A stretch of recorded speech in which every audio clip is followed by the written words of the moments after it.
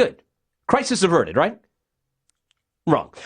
Toronto Councillor Glenn De Baeremaeker then came out and made a rather interesting plea to the citizens of Toronto who happen to enjoy UberX. Now, just a reminder, UberX is when an individual decides, through their Uber screening process, decides to take their own personal vehicle, come pick you up through an app, and drop you off to where you want to go. Here's what Glenn De Baeremaeker said today. UberX is unsafe. If you are in an UberX cab right now, get the heck out. Protect yourself. If you are thinking, or any member of your family is thinking of taking an UberX cab, do not let them go into that cab. These cabs are illegal, they are unsafe, they are unfair. Okay. That seems to be the old, if there was an app for hyperbole, he would have pressed the button and firmly got himself into that. He also went on to say this. If you love somebody, do not let them get into an Uber cab. UberX is illegal, it is unfair, it is unsafe. Please reward the cabbies who obey the law and follow all the rules. Councillor Glenn De Baeremaeker joins us on the line to talk and address those comments. Councillor, why did you come out today and make such a passionate plea? I think I came out today restating things I had said in the past, but working with the cabbies, because as I'm sure many people know, the cabbies are so frustrated that there's an illegal company doing illegal things while they're losing 70% of their revenue or their business. They were planning a massive strike this weekend, right in the middle of the All-Star celebrations and the auto show, when we've got tens of thousands of tourists in the city. So myself, Councillor Davis, and Councillor Wong-Tam met with the drivers and industry reps and said, you know what? We hear you, we agree with you, but please don't do a massive strike this weekend. It will not help Toronto, it will not help the public, and it certainly won't help your image as taxi drivers. So you agree with their cause, you just didn't agree with the way they were about to get their message across? Yes, absolutely. I understand their frustration, and I agree with them. The people who drive legal cabs pay insurance so that if there's a car accident, everybody is covered.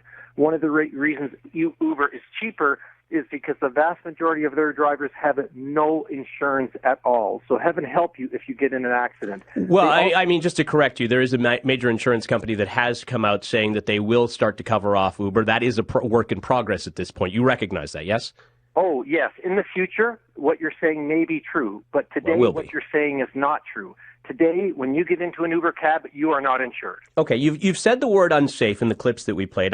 By my count, you said it 4 times. Why do you think UberX is unsafe? What evidence do you have of that? Certainly, for a couple of reasons. First of all, there have been alleged sexual assaults where drivers have been charged in Uber cabs this past summer. We have to say alleged sexual assaults because we don't have the high-resolution security camera inside those cabs that we have inside of every single cab.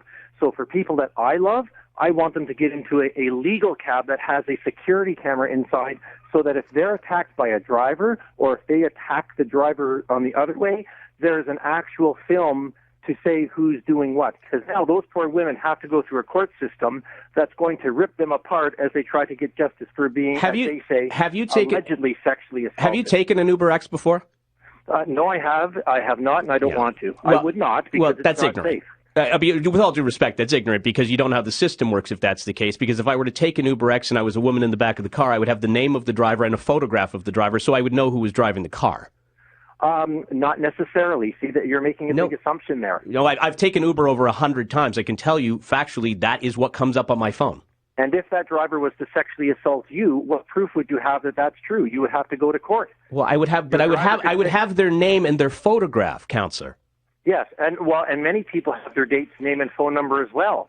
But when they make a charge of sexual assault, it has to go through a very long, complicated, unpleasant process to prove that somebody actually sexually assaulted you. Well, listen, you mentioned when you have a high-resolution security video, that puts an end to any argument pretty quick because the police get into that video and they show it to the driver and say, well, it looks like there was an assault here. You mentioned a couple of times that you would trust your loved ones in a taxi. That's what you would prefer. You recognize that back in 2013, the Toronto Star did a study of Toronto taxi drivers and found that 255 Toronto cabbies, the city tried and failed to get off the road. Among them are drivers convicted of stunt racing, failing to stop for a school bus, failing to remain at the scene of an accident, multiple assault convictions, drunk driving, and sexual assault. Do you still feel safe sending your loved ones in the back of those cabs? Yes, absolutely. And the reason for that is because listen to that list that you just gave me. And that's where we have security checks to try to weed out these bad apples. But you haven't been When able you're to in an get those Uber, people off the road, Councillor. We've been able to get the vast majority off the road, and the other ones we are still trying to get off the road very, very strongly. 255 of them have got criminal charges against them, convictions against them. Those are cab drivers. Where were you saying that these people were unsafe? Oh, well, sir, you don't know me very well because I have been on the record many. In fact, if you read that Toronto Star article that's in front of you, you'll probably see my name in there saying that we should have the right as a city to suspend the license of anyone who's had any type of convictions like that. Unfortunately, but you just encouraged my loved ones to get in the back of those cabs. Yes, that's right, because the chances of them, because we have proper security screenings in the city of Toronto for legal cabs, 99% of the bad apples are weeded out. With Uber, when you've got into your 100 rides, you don't know who's there. Sure I do. They've had no background security checks. Yes, they have. The company does it themselves. We've had our own reporter. Our own reporter went through the entire process, and it is rigorous. Well, I will have to agree to disagree. And did they do a safety check on the car as well? No, they did not. Did they have commercial insurance?